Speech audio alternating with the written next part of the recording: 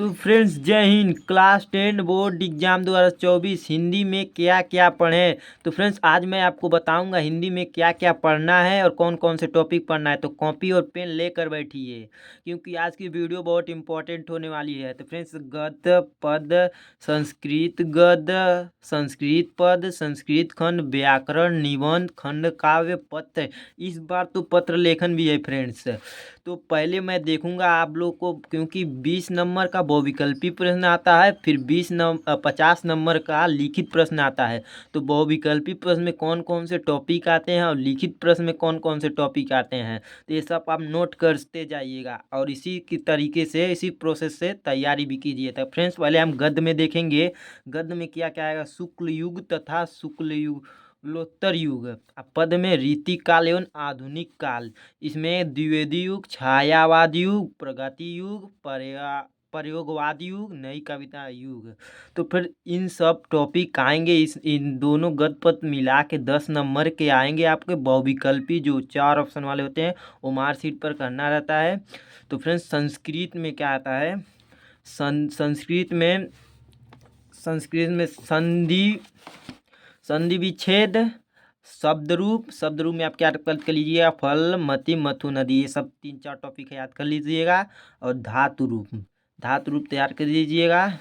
और फ्रेंड्स और भी है अभी फ्रेंड निषेध। हिंदी व्याकरण में आपके कौन कौन से टॉपिक याद करना है। हिंदी व्याकरण से भी आते हैं, ये मिलाकर भी आएंगे उमार में।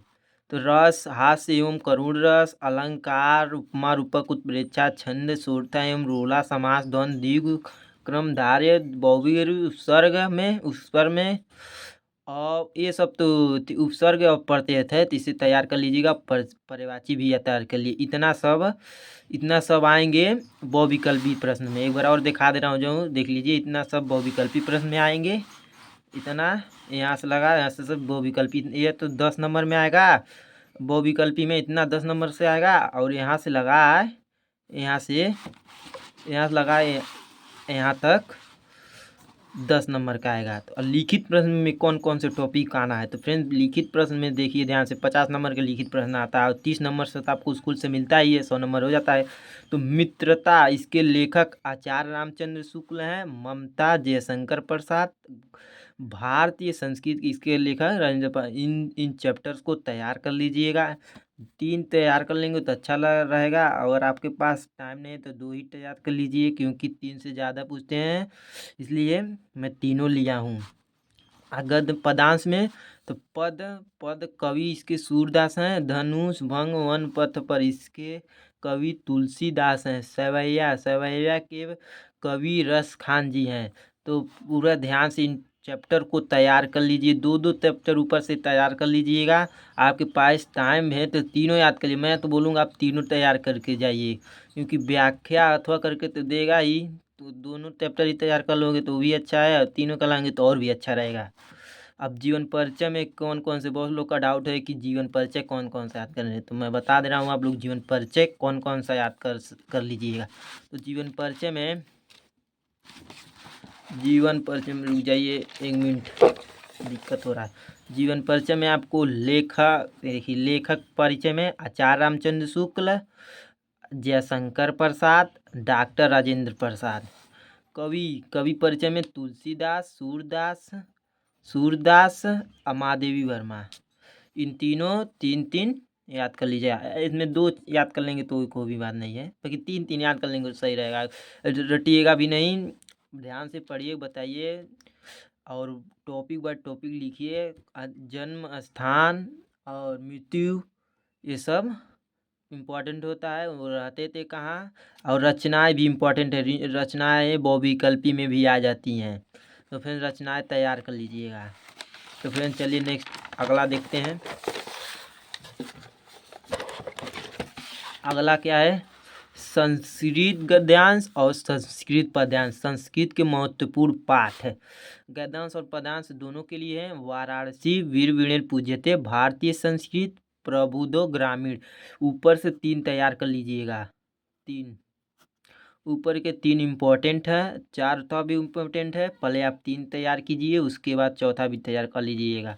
चारों तैयार कर लीजिएगा, क्योंकि 3 जो हैं वो ज़्यादा इम्पोर्टेंट हैं। श्लोक, तो फ्रेंड्स आपके पेपर में एक श्लोक भी आता है, उसे क्योंकि जो आपके बोर्ड एग्जाम में दिया रहेगा उसे नहीं, आप 3 श्लोक याद कर कर जाइएगा, कोई भी 3 श्लोक, उसमें से 2 दिया रहेगा और 1 नहीं दिया रहेगा, उसी को लिख दीजिएगा जो याद रहेगा आपको।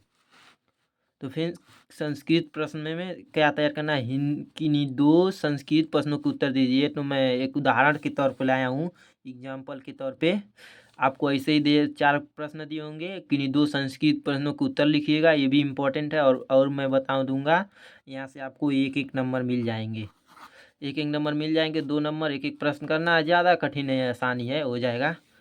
और फिर निबंध में आपको क्या तैयार करना है, निबंध में कौन कौन से निबंध याद करना है, विज्ञान वरदान या अभिशाप, स्वदेश प्रेम या देश प्रेम, प्रदूषण पे भी, या बेटी बचाओ बेटी पढ़ाओ, जनसंख्या, प्रदूषण और विज्ञान वरदान ज़्यादा इम्पोर्टेंट है, इसे भी तैयार कर लीजिएगा। इम्पोर्टेंट तो सारा है, कौन से 7 सेट होते हैं, कौन से सेट में दे दे किसको मालूम।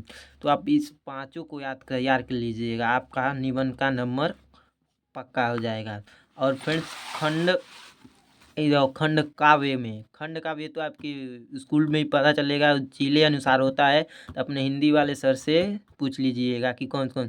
तो फ्रेंड्स इस बार तो पत्र लेखन भी दे दिया है, इस बार पत्र लेखन दिया है जो 4 नंबर का रहेगा।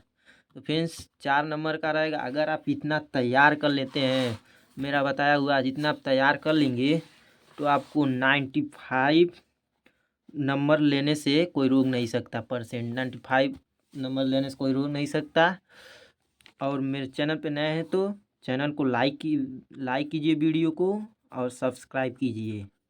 अगर आपको बोर्ड में अच्छे नंबर चाहिए तो चैनल को सब्सक्राइब करेंगे तो भी ना आपके पहले वीडियो पहुंचेगा।